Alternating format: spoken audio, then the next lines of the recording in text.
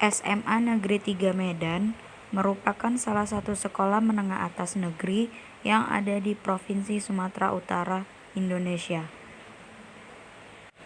SMA Negeri 3 Medan menjadi salah satu sekolah favorit yang juga dijuluki dengan sekolah rujukan. Berikut wawancara dengan salah satu guru SMA Negeri 3 Medan mengenai pendidikan yang dilakukan selama masa pandemi saat ini. Assalamualaikum warahmatullahi wabarakatuh. Waalaikumsalam warahmatullahi wabarakatuh. Sebelum kita masuk ke pertanyaannya, Bu, alangkah baiknya kalau Ibu memperkenalkan diri terlebih dahulu. Oh baik, saya Siti Zulfa, guru di SMA Negeri 3 Medan, mengajar di kelas 11 MIPA 1-2 dan juga mengajar di kelas 12 MIPA 1, 2, 3, 4 dan IPS 3. Bidang studi saya bahasa Inggris. Ya, terima kasih, Bu. Jadi kita masuk ke pertanyaan aja ya, Bu. Boleh. Kami ingin bertanya nih, bagaimana sistem pembelajaran yang dilakukan selama masa pandemi ini dari sekolah? Oke, itu seperti yang sudah saya sebutkan tadi. Selama masa pandemik, setelah diumumkan pemerintah bahwa kita tidak melakukan pertemuan langsung dengan peserta didik. Jadi dari tanggal 23 Maret itu kita sudah mulai pembelajaran online atau yang disebut pembelajaran jarak jauh atau pembelajaran daring ya. Jadi kita pada awal-awalnya menggunakan aplikasi, masing-masing guru menggunakan aplikasi sendiri, ada yang menggunakan Google Classroom, ada yang menggunakan Zoom. Nah, waktu awal-awal itu memang masih belum begitu tertib karena kita belum ada satu aplikasi atau LMS yang bisa digunakan untuk secara umum ya.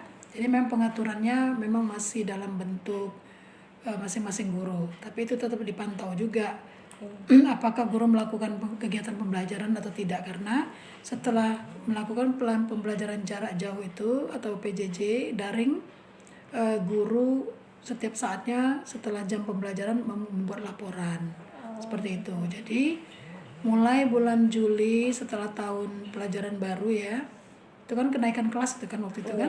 Nah, jadi kenaikan kelas, anak-anak pun ujiannya menggunakan ujian yang tidak ujian khusus sih. Jadi mereka mendapatkan ujian itu melalui nilai-nilai yang sudah dikumpulkan oleh guru, dan itulah menjadi nilai ujian semester atau ulangan semesternya untuk kenaikan kelas.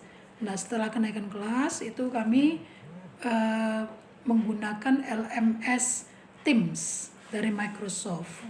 Jadi di situ sudah lebih sudah lebih teratur karena setiap wali kelas memiliki ruangan khusus untuk kelasnya, sehingga di situ semua guru mapel yang masuk di kelasnya itu masing-masing ada di situ.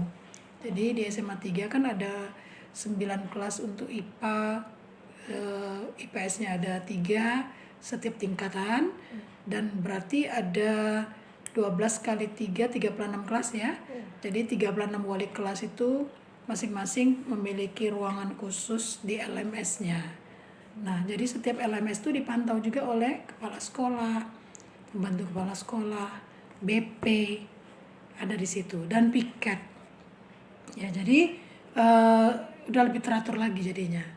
Jadi sehingga sampai saat ini pembelajaran itu berlangsung dengan baik. Pasti ada kendala. Iya.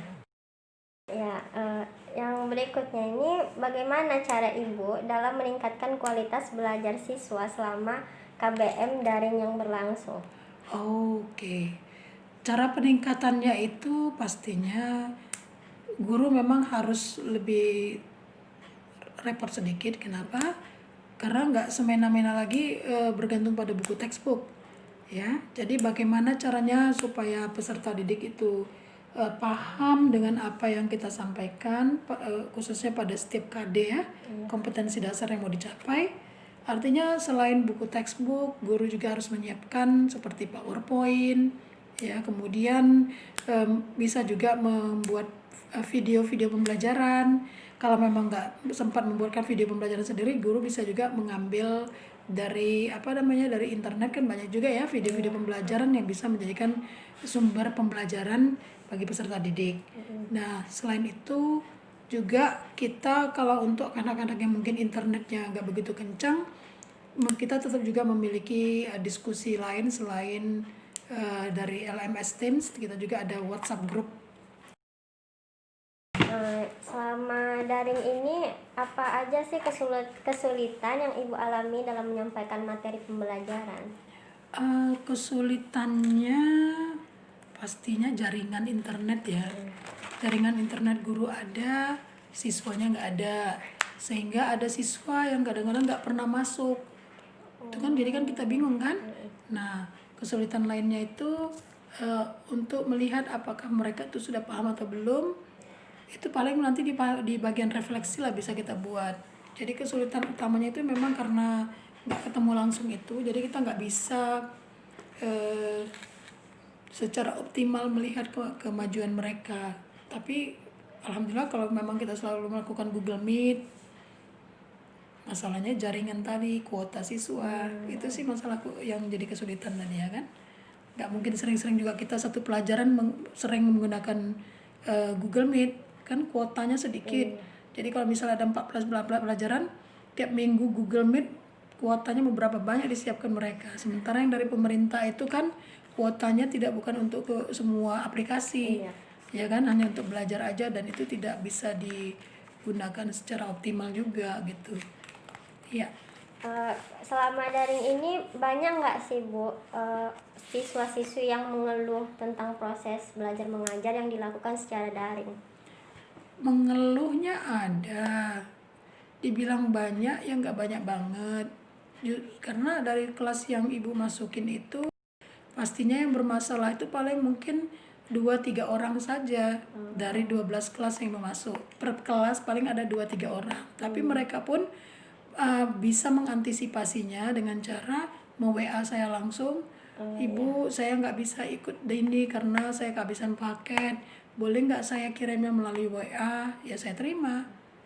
Ya atau kalau memang dia nggak bisa sama sekali, silakan datang ke sekolah jumpain saya. Tapi belum ada yang terjadi seperti itu. Mereka kayaknya mungkin lebih nyaman mengirimnya melalui WA atau nggak ketemu langsung kan. Kalau ketemu langsung kan mungkin takut banyak kali pertanyaan kali ya. Jadi yang terakhir ini, apa sih harapan Ibu untuk dunia pendidikan ke depannya? Dunia ke depan itu pastinya memang harapannya banyak ya. Setelah belajar kita dari dulunya kita selalu manja dengan pertemuan langsung dengan guru. Nanti ketika guru masuk baru buka buku. Sekarang kan mahasiswa harus mandiri. Ya kan? Ada sih pembelajaran hikmahnya di sini. Artinya ini pembelajaran daring ini cukup baik juga dilakukan. Artinya kalau memang nanti ada pertemuan tatap muka, ini daring tetap kita gunakan karena banyak yang bisa kita kutip dari sini. Pertama, kemandirian siswa, mereka bisa lebih berkembang mengerjakan tugas-tugasnya, ya kan. Nah kita tinggal kalau memang nanti ada tatap muka, ya kalian kita turut cross check kebenaran mereka tuh bekerja sendiri atau bagaimana. Jadi harapan saya ke depan ya tatap muka itu penting juga. Namun daring ini jangan ditinggalkan lagi. Ini bisa jadi blended learning jadinya. Jadi digabungkan antara pembelajaran daring dan pembelajaran tatap muka ke depan. Ya semoga segeralah terbuka jalannya. Ya, kita harus mendapatkan hikmah. Enak nggak menurut kalian rasanya pembelajaran daring ini? Ada enaknya, ada enggaknya juga. Ya jadi lebih mandiri kan. Tapi kayaknya untuk mahasiswa ke depan nanti tetap daring ya. Kebanyakan dilakukan itu. Itu sih. Walaupun kita tidak pungkiri kegiatan tatap muka ini masih perlu terjadi gitu. Demikianlah hasil dari wawancara kami. Semoga bermanfaat bagi kita semua. Wassalamualaikum warahmatullahi wabarakatuh.